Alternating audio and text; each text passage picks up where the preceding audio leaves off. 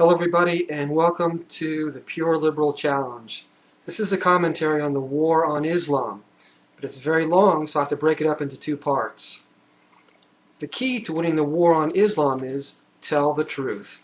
Nothing in the universe is more powerful than truth. Truth kills evil, and Islam is a great evil which certainly needs to be killed. So the key to winning the war on Islam is to always and forever tell the truth. And the truth is, Islam is evil. The truth is, Muslims are monsters. The point that needs to be made is moderate Islam is evil. The point that needs to be made is mainstream Muslims are monsters. From the beginning, 6 years ago today, the followers of Muhammad, agony be upon him, have been saying one thing consistently worldwide. This is a war against Islam. And they're right. In their own crude, simplistic, too stupid to lie way, they're right. When we fight our absurdly and bastardly named war on terror, what we're really lamely attacking and really pitifully opposing is the aggressive warfare of jihad and the fascist tyranny of Sharia. These two are the essence of Islam. It is not the 5 pillars. It is not visit Mecca, repeat the motto, fast for a month, pray 5 times daily, or give to charity. What desperately and finally needs to be understood today is that jihad and Sharia are normal Islam. These two institutions are universal all over the Muslim world, and they are absolutely theologically mandatory. All Muslims believe in assertively promoting their hateful and annihilating ideology abroad through the phenomenon of war. All Muslims believe in assertively promoting their hateful and annihilating ideology at home through the phenomenon of tyranny. This is normal Muslim foreign policy and normal Muslim domestic policy. And it's been going on for almost 1,400 years now. As future presidents John Adams and Thomas Jefferson observed over 200 years ago in their report to the American Congress, Muslims do all this evil because, quote, it was founded on the laws of their prophet, that it was written in their Quran, that all nations who should not have acknowledged their authority were sinners, that it was their right and duty to make war upon them wherever they could be found, and to make slaves of all they could take as prisoners, unquote. Please note that this unspeakable horror isn't radical or extremist Islam. It's Islam, and we need to identify it as such. We need to intellectually and morally condemn it. We need to personally and viscerally revile it. Muslims have this coming. Mocking and cursing them ethically will put a hitch in the Muslim stride. Publicly and openly loathing them will wipe the smirk off their faces.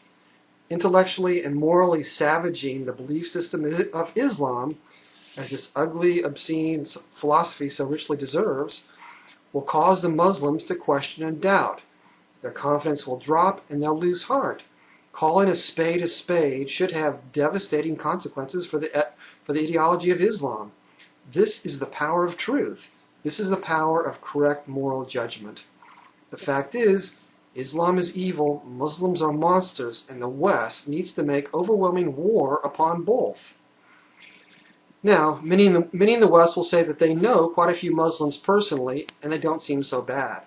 Many will say that Muslims, as human beings, are pretty good people, but so what? So are the Nazis and communists. Hitler himself was seen as a kindly avuncular figure by his young female secretaries. He was well loved by kids and dogs. But he was still a sincere and principled fascist. Osama bin Laden is considered a courtly gentleman and respectable scholar, who speaks softly and has a graceful manner. His behavior to others is generally called considerate and caring, while he himself is winsome and charming. But he's still a sincere and principled Muslim. The Islam of Islam is what it is, and Muslims believe in it implicitly. As repositories and exemplars of this flagitious ideology, Muslims are nothing less than murdering, enslaving fiends. They need to be treated as such. In fighting the war on Islam today, the West absurdly calls upon Iran and Syria for help in defeating the jihadis in Iraq and Afghanistan. This is like the American military calling upon the Japanese government during World War II for help in defeating the kamikazes who are attacking the U.S. fleet. Our current would-be war on terror is redolent of dishonesty and cowardice. This miserably named war on terror is redolent of weakness and failure. And after 6 years of feckless and sissified fighting on the part of the West, this farcical war is almost nothing but a boondoggle and fiasco. The West is losing, and everybody knows it. The mushroom clouds over New York, Washington, Los Angeles, and London are looming, and everybody knows it. On September 20th, 2001, the intellectually lazy, incurious, and weak George Bush basically lied through his teeth and said that this war was against a hijacked version of Islam. More than 71 months later, on August 28, 2007, President Bush basically lied through his teeth again and said that this war was against a distorted version of Islam. So in 6 years, we've made no progress. In 6 years, we've learned nothing. The evil philosophy of Islam lives and thrives. It goes unopposed and unattacked by the philosophy of Western liberalism. The rank horror of the ideology of Islam goes unmolested by Westernism. Calling the war on Islam a war on terror is as false and foolish as calling it a war on mass murder. The name is meaningless and virtually suicidal. We in the West will never defeat the enemy unless we have the courage and honesty to actually name it. Saying fundamentalist or militant Islam, or political or radical Islam, is the problem is like saying fundamentalist Bolshevism or militant Nazism is the problem. Were there ever good communists or true fascists that we in the West could reason, compromise, and live with? The fact is, average or normal or moderate Islam is an ideology every bit as evil as communism, fascism, and Dark Age Christianity, and it's every bit as impossible to deal with and worthy of destruction. Rational, liberal, civilized men have no choice here, not if they want to be free, prosperous, and happy. But do they? That's an interesting question. Our world seems close to intellectually and morally bankrupt, and thus not at all up to this fight. Nevertheless, the reality is, or at least it was, all communists, fascists, and witch-burning Spanish Inquisitionalists need to be destroyed. Not just the radicals, not just the extremists. There are no moderates we can or should deal with. So too in the war on Islam. Normal Islam is the enemy. Islam itself is the enemy which needs to be terminated. Islam as we know it constitutes an overwhelming threat and needs to be summarily annihilated.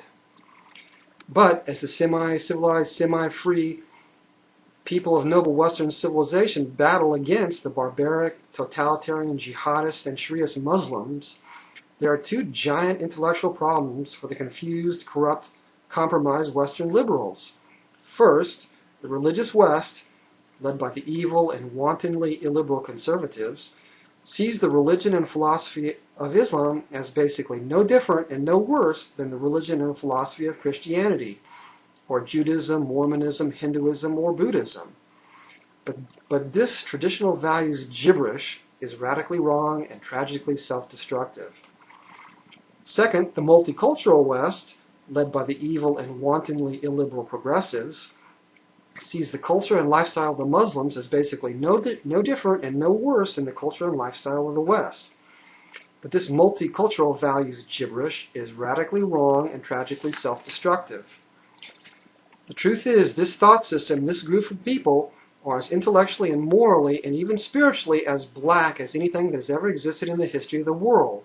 For Westerners to live and thrive, the historical and current version of Islam and Muslims needs to be extirpated from the family of man. Make no mistake, all religions are loathsome, hideously destructive, and deeply in need of extermination. All religions are utterly false and utterly evil. All religions are the enemy of life and happiness, progress and wealth, philosophy and science, reasonism and liberalism. But not all religions are as stunningly low, ignorant, and depraved as Islam. In fact, none of them are. Christianity, Judaism, Mormonism, Hinduism, Buddhism, and everything else simply does not compare.